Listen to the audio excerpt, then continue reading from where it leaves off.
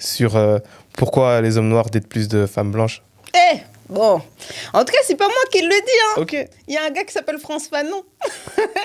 Il y a un gars qui s'appelle France Fanon, qui est un psychanalyste très connu, qui met en évidence à quel point l'espace qui est la scène romantico-sexuelle n'est pas neutre. À savoir qu'on grandit tous dans des environnements, que la notion de beau et de moche, c'est quelque chose qui a été construit en fait depuis des années. Ça a commencé notamment avec la colonisation.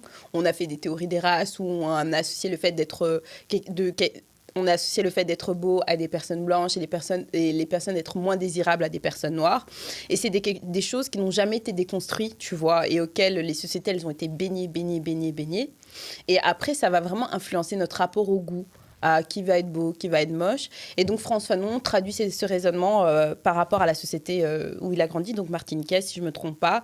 Et en fait, il identifie le fait que là où il grandit, des hommes martiniquais se mettent plus favorablement avec des femmes blanches et que c'est des moyens pour eux d'avoir plus de respectabilité sociale, d'être plus respectés socialement, tu vois.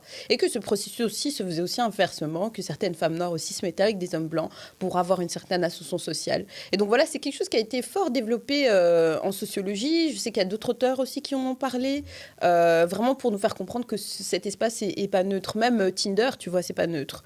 Tu sais que Tinder, ça fonctionne aussi en fonction de notre localisation, ça fonctionne aussi au niveau de nos critères physiques. Donc quand tu vas sur Tinder, et j'avais fait une expérience sociale dessus, et que tu matches, et bizarrement, il y a que des noirs dans ton truc, c'est pas le fruit du hasard, tu vois ce que je veux dire. Et ils le font même au niveau des classes sociales, donc ils vont te faire dater qu'avec des gens qui ont grandi dans le quartier. Et comment ça se fait que moi, je vais pas dater par exemple quelqu'un qui vient du Triangle d'Or de Paris, tu vois. C'est pas le fruit du hasard, tu vois ce que je veux dire. Mais bizarrement, j'ai que des matchs avec des gens de Barbès, tu vois ce que je veux dire. Donc, c'est pas le fruit du hasard. Les algorithmes aussi sont aussi influencés par ces enjeux raciaux et de classe sociale et de genre, quoi.